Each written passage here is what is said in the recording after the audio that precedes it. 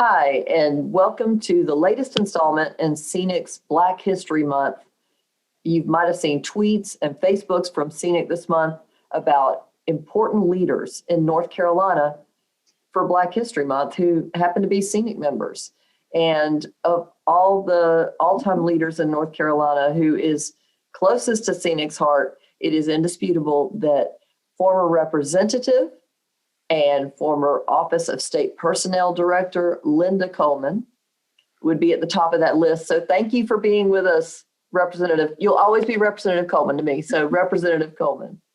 Thank you so much, Ardis, and thank you so much for including me in your Black History program. Tell us about where you grew up, what your life was like. You're always so put together. I think people believe Linda Coleman was born in a power suit with perfectly accessorized jewelry, and we just don't know much about what makes Linda Coleman. Well, I grew up in a small town, and it was a very close-knit community, and people looked out for one another, and that's how I learned the value of looking out for others. That's always been a part of my life. So naturally, when I went away to school, I became a teacher after graduating from college. And let me say, the largest HBCU in the nation, North Carolina A&T, shout out. Taught school for 3 years and decided that I wanted to be a little bit more involved. I wanted to have a broader reach. And so I, with the help of a guidance counselor at the school, I was able to receive a fellowship to the University of Pittsburgh's Graduate School of Public and International Affairs. And so I started my career actually with the Office of State Personnel as a personnel analyst. My goal was always to be a personnel director, or what is known now as an HR director. And so my first HR director position was with the North Carolina Community College system. And with that, trying to help people, it was a mix of social work, teacher, policy. It was just a dream job for me.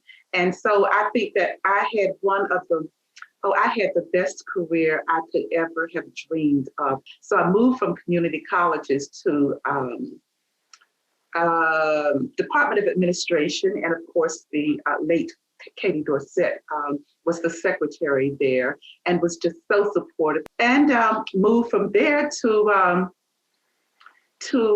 Department of Agriculture and Consumer Services. Spent 4 years there and retired. And so I think I was retired. I don't think I retired in 2004, and I was elected in 2004. So I didn't really have a break, but I went straight to the General Assembly because there was a need for more focused attention to Eastern Wake County. And so I went over to the General Assembly and really met some wonderful colleagues over there. And that's the rest is history. Well, you worked all over state government, so you got to know a lot more about the workings of state government than most people would. And you were a county commissioner. Yes. And you served in the General Assembly. And when you served in the General Assembly, you spoke your mind right out of the gate. And this was, this was at a time when it seemed to those of us observing that you got more backlash for that, for speaking your mind and drawing a line in the sand on the issues you felt were key to your constituents. What was your sense of that time? Well, let me say, first of all, that while I might have received backlash in the beginning, it paid off in the end.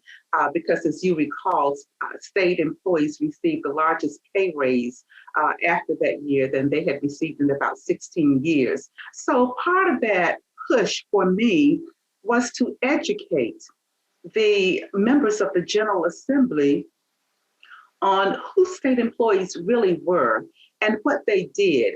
And that after all, these were their constituents. It was to educate them on, listen, this is why state employees need a raise. This is what they do for you. This is what they do for your constituents. And so it was educating them. And I felt like I needed to do that. And there was no one in the General Assembly, I will say, who knew more about state government or state employees than I did. So it was my responsibility to take up that mantle and to carry it for state employees and allow the members of the General Assembly to understand a little bit more about state government and state employees.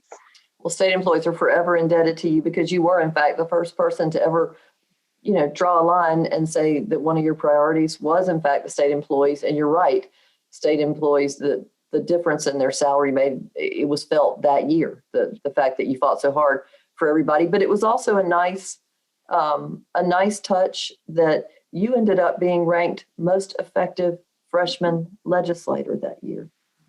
And I think that's historic too. I was effective, and because I did stand up, and I think that helped a lot in my effectiveness because the members of the General Assembly and the lobbyists saw what could happen when people stood up for the right things.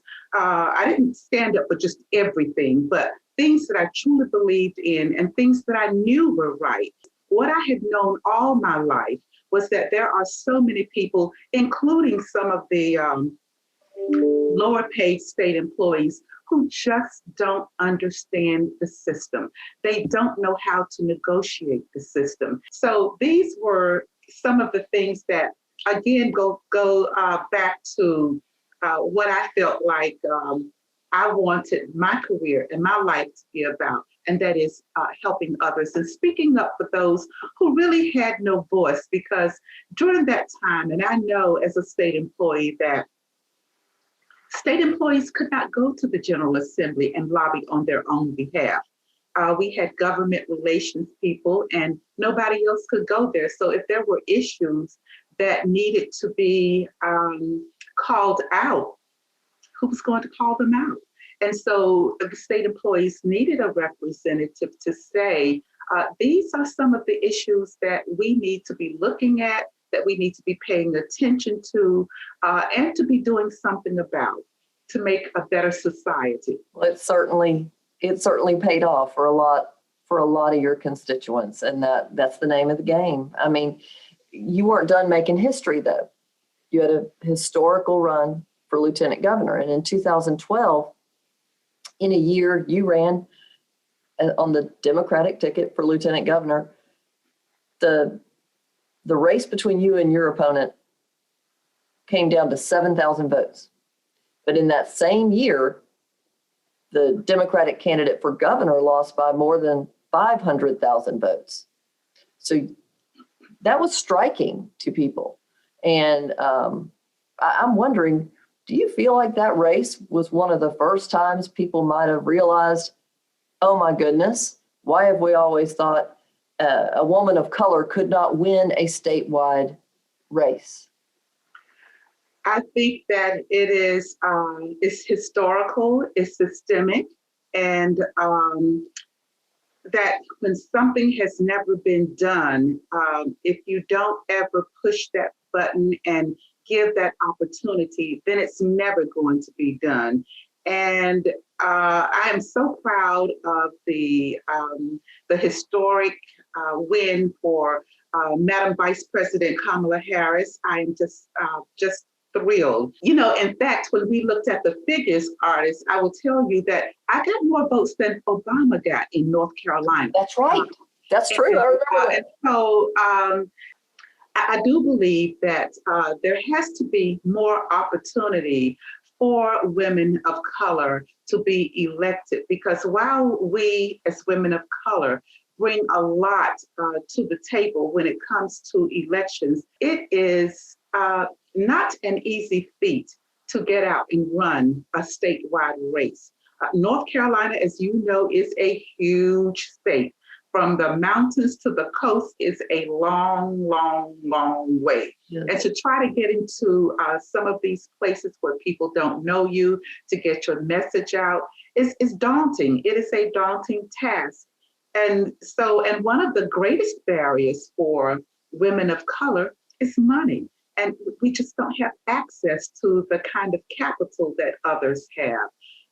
So we've got a long way to go, but we also need to have more collaborations with organizations, and people just need to come to the table and say, I believe in you. I know you can do a great job. Well, you have been such an inspiration. I know for me, through my career as a lobbyist and so many others that I've talked to over the years, you've been such an inspiration for your courage to stand up for what you believe in and for your determination to keep going. And we admire you so much. But I am curious, being that you're a role model for so many people, what's next for Linda Coleman? Well, who knows? I am still looking at options, and it's always good to have options. You don't ever close doors, and so I think the doors are still open to a lot of things, and I'm not really sure yet. But there are some things out there because I still feel that I have something to offer to someone. I don't know Yes. what or to whom, but perhaps that will come into focus a little bit later. Well, whatever you do, I know that you'll do it with the same dignity and excellence with which you've done everything else in your career. We are so thankful to have had you here today and that you're part of our Black History Month celebration for SEANC. Thank you so much for having me, and good luck to you all in the General Assembly this year and elsewhere.